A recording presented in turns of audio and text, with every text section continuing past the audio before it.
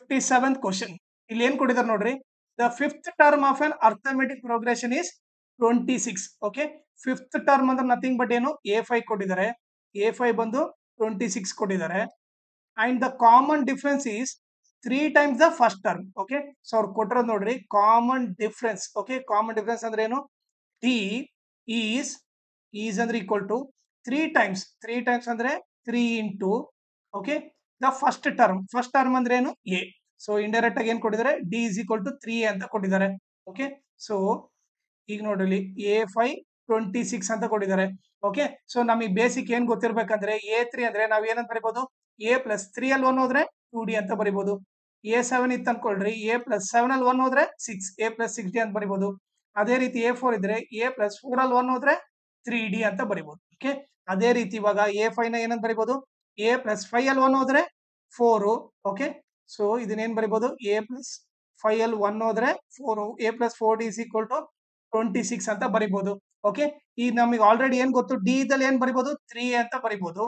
A plus 4 into D ಇದಲ್ಲಿ ಏನ್ ಬರಿತೀನಿ? 3 ಅಂತ ಬರಿತೀನಿ ಇಸ್ ಈಕ್ವಲ್ ಟು 26. ಈಗ A ಪ್ಲಸ್ 4 3 ಜಾ 12, 12A is equal to 26. 12A plus A ಏನಾಯ್ತು? 13A ಇಸ್ ಈಕ್ವಲ್ ಟು 26 ಆಯ್ತು. A is equal to 26 into 13 ಈ ಕಡೆ ಬಂದ್ರೆ ಡಿವೈಡ್ ಬೈ 13. 13 1 13 2 ಜಾ A ವ್ಯಾಲ್ಯೂ ಏನು? 2 ಅಂತ ಗೊತ್ತಾಯ್ತು. ಓಕೆ, ಸೊ ನಾನು ಇದನ್ನ ಎರೇಸ್ ಮಾಡ್ತೀನಿ. ಓಕೆ, ಸೊ ಈಗ ನನಗೇನು A ವ್ಯಾಲ್ಯೂ 2 ಅಂತ ಗೊತ್ತು. ಈಗ ನನಗೆ ಡಿ ಏನಂತ ಗೊತ್ತು? D is equal to 3A. So D is equal to 3 into A ಇದ್ರಲ್ಲಿ 2 ಹಾಕ್ರಿ. 3 2 ಜಾ 6. ಓಕೆ, ಈಗ ನನಗೆ ಡಿನು ಗೊತ್ತಾಯ್ತು, ಏನು ಗೊತ್ತಾಯ್ತು. ಈಗ ಅವ್ರು ಏನ್ ಕೇಳ್ತಾ ಇದಾರೆ? Find the sum of first 20 terms of the progression. Okay, sum of first 20 terms ಅಂದ್ರೆ ಎಸ್ 20 ಕೇಳ್ತಾ ಇದ್ದಾರೆ. ಸೊ ಈಗ ನಾನೇನ್ ಮಾಡ್ತೀನಿ? ಎಸ್ ಎನ್ ಫಾರ್ಮುಲಾ ಅಪ್ಲೈ ಮಾಡ್ತೀನಿ. S N is equal to N by 2 into 2A plus N minus 1 into D. Okay, N ಇದ್ದಲ್ಲೇನು 20 by 2 into 2 A ಇದ್ದಲ್ಲಿ 2 plus N ಇದ್ದಲ್ಲೇನು 20 minus 1. Okay, D ಇದ್ದಲ್ಲೇನು 6. Okay, so ಈಗ cancel ಮಾಡಿದ್ರೆ 2 1 ಜಾ 2 10 ಜಾ S 20 is equal to 10 into 2 2 ಜಾ 4 plus 20 ಅಲ್ಲಿ 1 ಹೋದ್ರೆ 19 ಇಂಟು 6. ಓಕೆ, ಈಗ S 20 is equal to 10 into 4 plus okay ಈಗ 6 9 ಜಾ ಎಷ್ಟು? 54 ಆಗುತ್ತೆ. 5 ಕ್ಯಾರಿ 6 1 ಜಾ 6 6 ಪ್ಲಸ್ 5 11 ಆಯ್ತು.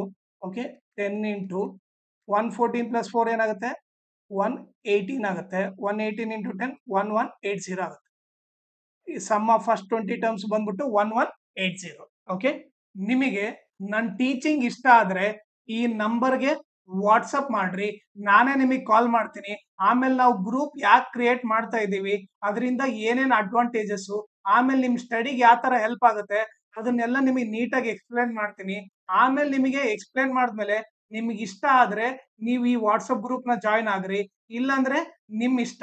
ಬಟ್ ನೀವು ಮಾತ್ರ ಈ ನಂಬರ್ಗೆ ವಾಟ್ಸಪ್ ಮಾಡ್ರಿ. ಓಕೆ, ಸೊ ದಟ್ ನಿಮಗೆ ಡೆಫಿನೆಟ್ಲಿ ಹೆಲ್ಪ್ ಆಗುತ್ತೆ. ಆಮೇಲೆ ನನ್ನ ಚಾನೆಲ್ ನ ಮ್ಯಾಕ್ಸಿಮಮ್ ಶೇರ್ ಮಾಡ್ರಿ, ಸೊ ದಟ್ ಎಕ್ಸಾಮ್ ಟೈಮ್ ಅಲ್ಲಿ ಎಲ್ಲರಿಗೂ ಹೆಲ್ಪ್ ಆಗುತ್ತೆ.